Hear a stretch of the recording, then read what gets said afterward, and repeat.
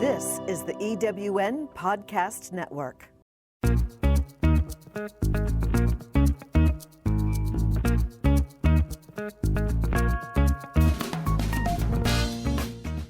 Welcome to Late Boomers, our podcast guide to creating your third act with style, power, and impact. Hi, I'm Kathy Worthington. And I'm Mary Elkins. Join us as we bring you conversations with successful entrepreneurs, entertainers, and people with vision who are making a difference in the world. Everyone has a story, and we'll take you along for the ride on each interview, recounting the journey our guests have taken to get where they are, inspiring you to create your own path to success. Let's get started. Hello, I'm Kathy Worthington. Welcome to Late Boomers. Today we're excited to introduce you to fused glass artist Nancy Dillingham Marks, who gave up a corporate career and found a new calling that became a passion she turned into a successful business. And I'm Mary Elkins. Nancy also teaches glass art and is the founder of Glass Arts Collective, a local art studio and community of artists whose work is featured in the collective's gallery and gift shop. She says she has uncovered the secret to true success and happiness in forming the collective, and we look forward to hearing all about it. Welcome, Nancy. Thank you. Wow, what an introduction. Yeah, well, please tell us about your background and journey from the corporate world to opening an art studio and becoming a glass artist. How did that world of glass art open up to you? Well, going back into the corporate world, I had had a variety of different jobs, but the majority of my career was in technology, the infrastructure, operations, and sales. So not really as much down to the desktop level, which I wish I had a little bit more of today, but I can still pretty well troubleshoot my own computer when I have to. But then I had a lot of different jobs. I had a lot of different roles in those jobs. And the last major job I had was working for my husband, who we sold it, a network infrastructure reseller supporting local government, businesses, and education. And that's where I really learned running a business. So I learned about fused glass through my mom. And she's at an assisted living facility here in Thousand Oaks. And they had someone coming on site and teaching it. Oh. And she was just so excited. She was couldn't wait to show me her pieces. I had never heard of fused glass. And I am one of those people who didn't think I had a creative bone in my body and who begrudgingly, like a little child, dragged myself to the class going, why am I doing this? I'm not creative. And I kept reminding myself, I'm doing this for mom. I want something else to enjoy with my mom and to understand what she's enjoying. And so get that ego out of the way, change that mindset from, ooh, I can't do it, to yes, I can. And I did go. And surprisingly enough, I enjoyed it. And I've tried a lot of different things, but I really enjoyed fused glass. And fused glass is a name a lot of people don't know. So we've got blown glass, which is about 2,000 degrees. And you got that hot blowhole that, and Netflix has done a great job of really marketing that environment. Really a lot of fun. Not for me. I like to relax and do it at my own pace. You can't do that in blown glass. Then there's stained glass, which a lot of people know about, which is the windows in the churches and the nice little windows in your home or in your doorways. And it can be a lot more than that, obviously, as well. But that's at pretty much room temperature. And then you start using a soldering iron. I was just about to ask you about what it was and how it's made. So go on. Fused glass I get my glass from Bullseye Glass Company. There's different manufacturers of the glass that can be heated to the temperatures of, we're pretty much between 14 and 1,500 degrees. And so we take a base piece of glass, the special Bullseye Glass Company, and then we stack pieces on top. And in the introductory class, you learn how to work with this sheet glass, crushed glass, which is called frit, And then there are things called ribbons and stringers, which I refer to as spaghetti and linguine. And you learn how to work with all of those. You learn the safety measures and how to cut straight lines. It's a 3-hour class to do curves and circles. And so 2 hours is really good just for those real basics and get a flavor of what fused glass is. And then I take it to my kilns. I have 6 different kilns here in the studio today. And I put it in the kiln and turn on the programming so that it starts heating after the rates of electricity go down. It's about an 18-hour cycle because I'm very conservative with my cycles. And so the next day I open up the kiln, back down to room temperature. It's like Christmas morning. You open it up and look at all these great things that are in there, just staring at you, shining and saying, pick me up, pick me up. I'm ready for my new home. I love that. It is so much fun. And usually I have a bunch of people here in the studio and we all gather around for the opening of the kiln to see what's in there. Even if it's not your own art, just to see other people's pieces, how they started. I have everyone take a picture of their piece before they leave.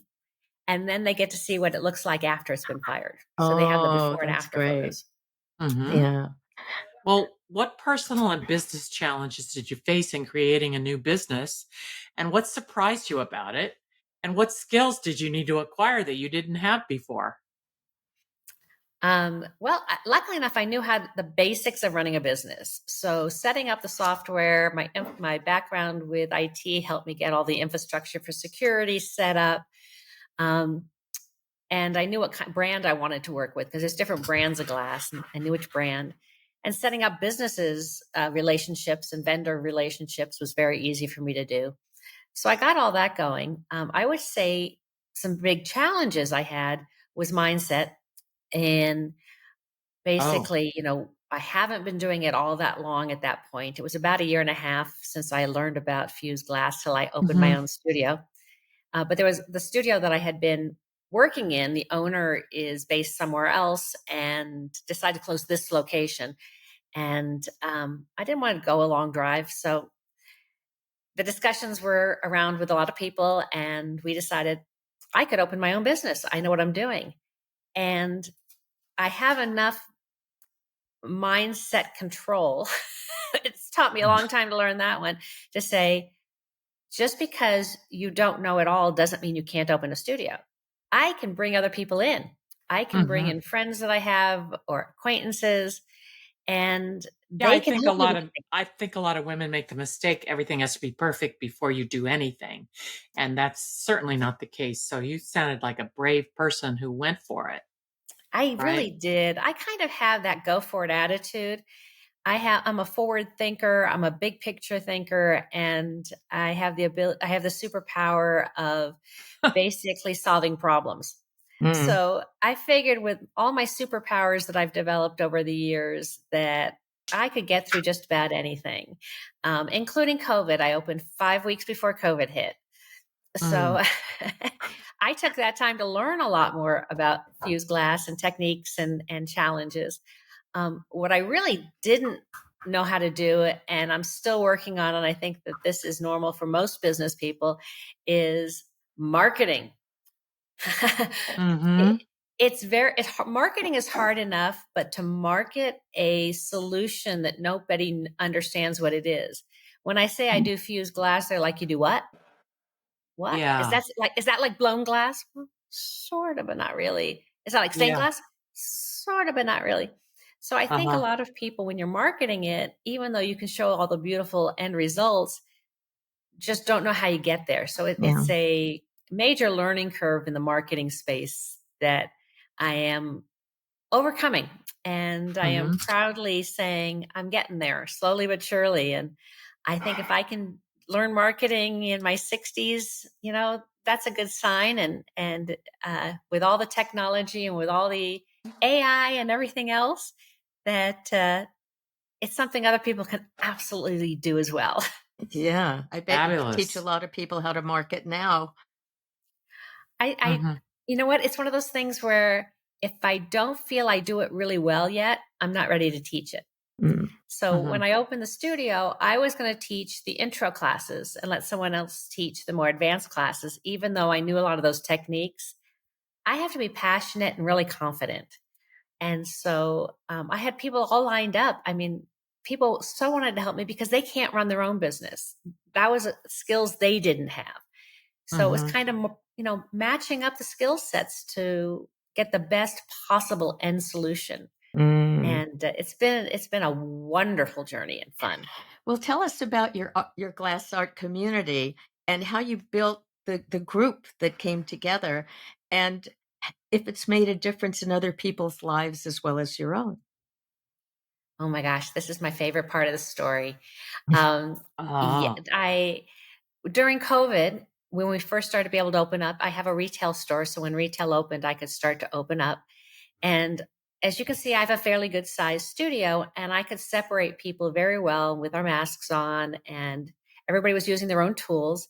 And a lot of people were finding me because they needed a sanctuary. They needed a place they could feel safe and that they could sort of escape from what's happening around us, whether it's politics, whether it's COVID, whether it's just sadness, whether it's anxiety. Mental Mhm. health was a benefit that I had not thought about that this studio brings to the Oh, community. And so, great. yeah, it's been phenomenal.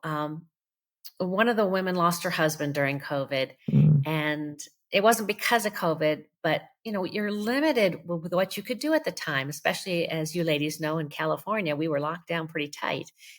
And so she was able to come here and just sort of escape into the world of glass, which just shined at her no matter how she felt. It Mm. shined right back at her. And she built this beautiful sunset that she hangs above in her dining room set or kitchenette set. And so every morning, her husband's shining in on her. Oh. Um, Other people have found their escape from stress at work with not, the working from home and not having the teamwork or the camaraderie. There's so many angles, just anxiety and depression get lightened, and the Wow. energy that the glass puts off just by itself. But by creating this community, these other people have benefited. And for me, knowing I did even a little bit to help make that happen is one of the greatest gifts. Yeah. That's Mm. fantastic. Yeah. Well, tell us another thing. Technology has changed so much over the decades. Has it changed how glass art is made? Not really. That's one of the cool things. Ah. It there's We can find things faster for information, but the basics. I guess one of the things that you always hear in life is they say. Well, who are they? I mean, come on. What do they know? So I would say in technology, maybe we've overcome they to learn that yes, we can do more. Yes, we can, kind of break that glass ceiling. No pun. Okay, every pun intended. Oh, every Um, pun intended. oh, the jokes get worse, by the way. Oh, That's okay. one of my Keep them things about this. coming. Keep them Yeah, coming. it's sort of the studio. They know it's my platform for being a stand-up comic in here. So and when I'm working with Good. kids, it's like, okay, who has the worst jokes, dad or me? And I win more than 50% of the time that my jokes are worse than dad's. You want So to tell a it's few? well, Well, we just heard the glass ceiling. the glass ceiling. I Okay. know. So one of the tools we use is a scoring tool, and that scratches the top of the glass so that the next tool can actually help to break it. So I have a t-shirt that says I know how to score. Okay. Since we're mostly women in here, we do have some great gentlemen as well, but they all get a chuckle out of that as well. So it just kind of keeps going, but it's got to be in the flow with what we're doing to have it really have its full impact. Yeah. Oh, Yeah. yeah. Well, it in a way. It's nice that the technology hasn't changed enough because it's a throwback to times when people were calmer. Yes. Yeah. Well, I think the nice thing about the internet is that other artists can show their techniques and their talents and teach classes and earn a living doing that, and we can benefit from it. So if someone's teaching a class online that they charge for, I suggest that the people take the class online and then come in here and do the work, because that artist usually is not local, and give the kudos and the credit to the person who teaches it very well online, and then do it here so that they can still have that incredible experience that perhaps it's something that I don't teach to start off with. And we haven't really said where you are. Why don't you tell us that? Oh, I would love to. I am in Westlake Village, California. So it's just northwest of LA, kind of halfway between LA and Santa Barbara. And I can't be everywhere, but there are incredible glass artists all over the world who do fuse glass. And find someone near you. Go Google it.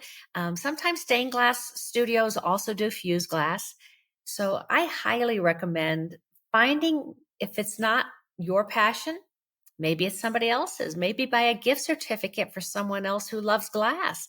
It's a great thing to do. So whether it's from my studio or for somebody else's studio, we have such a great time. And I love meeting other artists and other studios. And we just laugh, and we're not competitive. We really just want to bring joy to people everywhere. Yeah. I would love to know, you've addressed this in a way, but tell us the difference between being an instructor and being an artist at the collective, and talk about how mindfulness applies to learning the craft. Well, an artist to me, anyways, my definition is I can do it and I enjoy it. But when I teach, it's like my passion comes through, and I excite everyone that's around me of just how much fun this is, how much I enjoy it. I'm so relaxed. I don't stress out. I don't worry. If somebody drops a piece of glass, I don't get all freaked out. I just go with the flow. And it's like, glass is all it's cracked up to be. So don't worry about it. Things like that. And Another I think joke. having Oh, yeah. mistakes happen or accidents happen, and nobody getting excited about, oh my gosh, you just broke a whole piece of glass. So what? We actually use leftovers. So we call them treasure chest items, but we don't throw any of the glass out. If something breaks, we can wash it off. It's glass and use it again. So if, something does fall on the ground, so what? As long as nobody's getting hurt, nobody walks around on it. How thick is the glass you're working with? A quarter of an inch. I mean, an eighth of an inch. Eighth of an inch. Yeah. Oh, yeah. So the sheet glass is eighth of an inch, and usually we put two pieces together for a quarter of an inch. So the glass is a little bit heavier than you would think, especially if you compare it to blown glass, which is so thin. So it's not quite as breakable as blown glass is. But it is nice enough that you can use it in the kitchen. You can use it as art on the table. And most of the glass is food safe. So there's a lot of glass we use on a day-to-day basis with, eating at home, eating in the studio. Surprise, surprise. We eat off our own, we eat off our own dishes. And we just celebrate. Lead crystal. Correct. Yeah. Yeah. Although we all drink out of lead crystal. We do, right? Don't we? Yeah. But I wondered, could tell us a little bit more about the art gallery itself and the handmade gifts that you sell at the gift shop. And are you also offering those on a website online? Great questions. So yes, the gift shop is available in store. I mean, we are a brick and mortar, so it's in the shop as well as online. We happen to be revamping the entire gift shop online. The tool we were using isn't got all of the features that I'd really like to have, so we're redoing that, but it is available online. We ship throughout the United States today. And the gift shop is made up of 13 different artists right now. So I have what's called an open studio membership. And those are the folks who are like a gym membership. You pay every month and you can come and use the facilities. And they usually buy their glass from me, but sometimes they buy it elsewhere. And they're making all this stuff. They're supporting me. So I want to support them. So I'm putting their glass in my gift shop. And so they appreciate that. And then as we were doing this, I've noticed as people come in and they get to meet the artist who might be here while they're shopping for a gift. And we'll go into what the gifts are in a moment. There's such a variety but when they meet that artist and the artist gets to meet somebody who appreciates their art, the two of them, there's this energy just explodes between the two of them of so much excitement. And I love seeing that.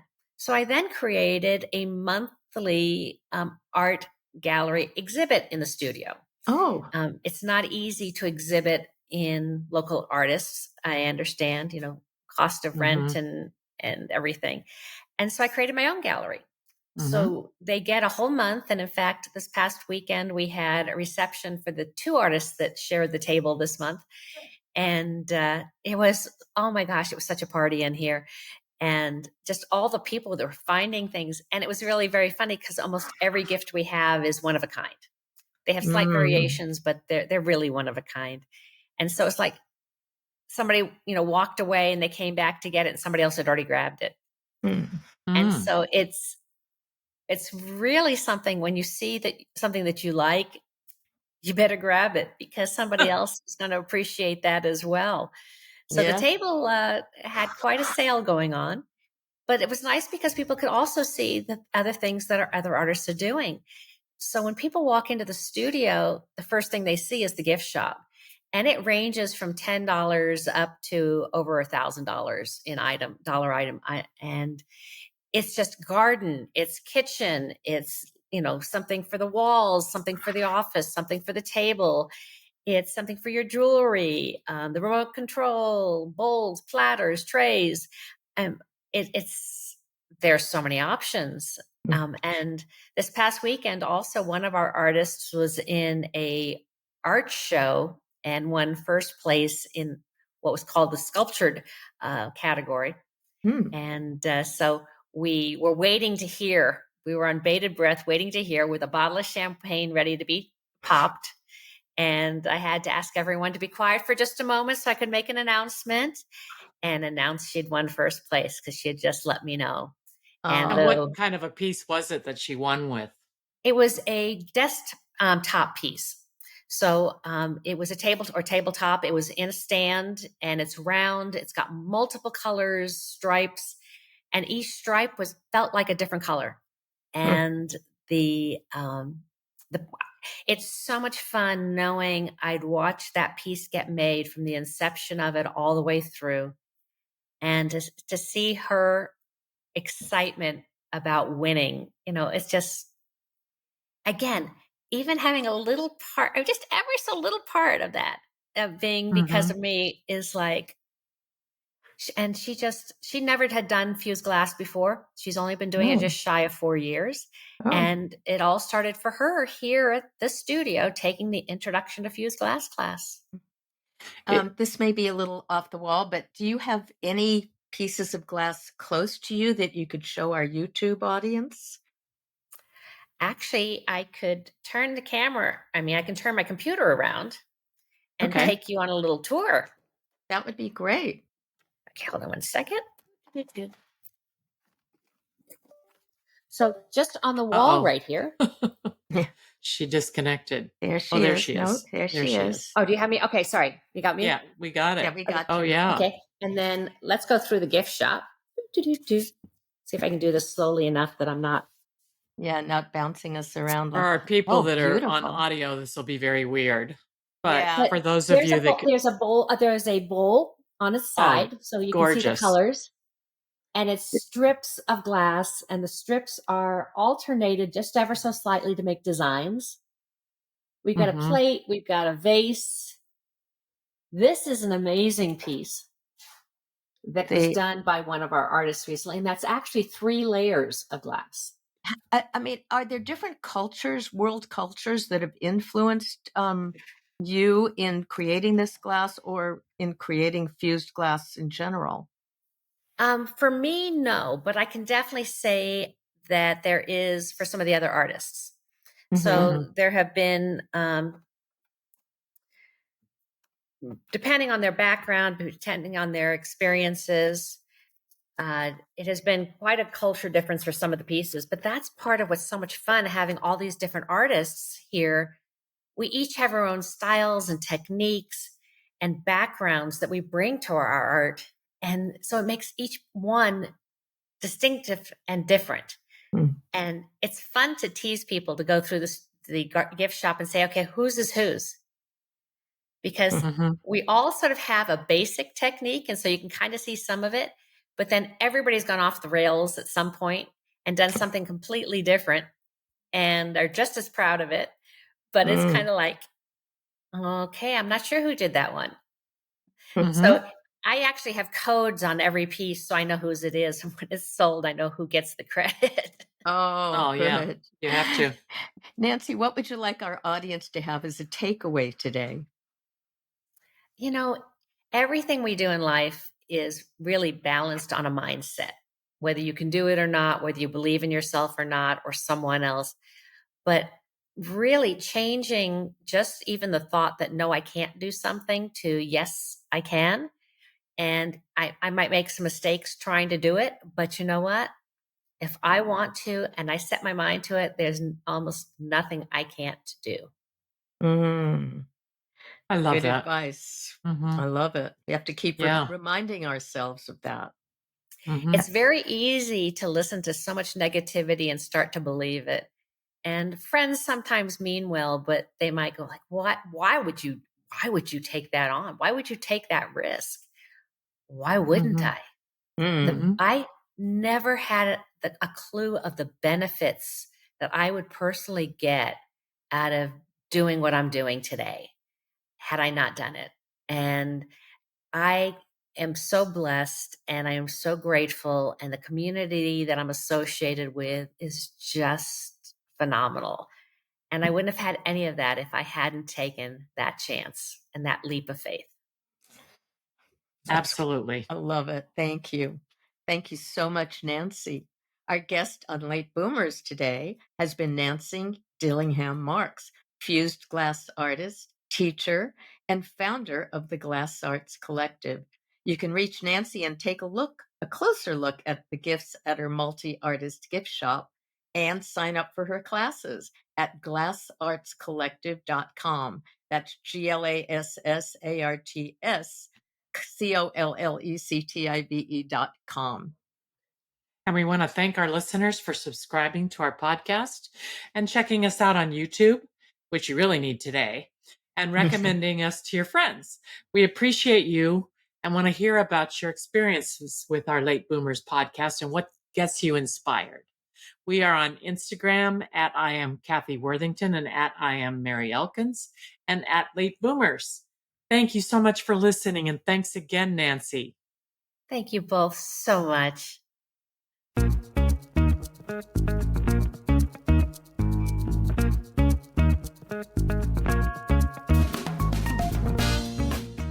Thank you for joining us on Late Boomers, the podcast that is your guide to creating a third act with style, power, and impact. Please visit our website and get in touch with us at lateboomers.biz. If you would like to listen to or download other episodes of Late Boomers, go to ewnpodcastnetwork.com.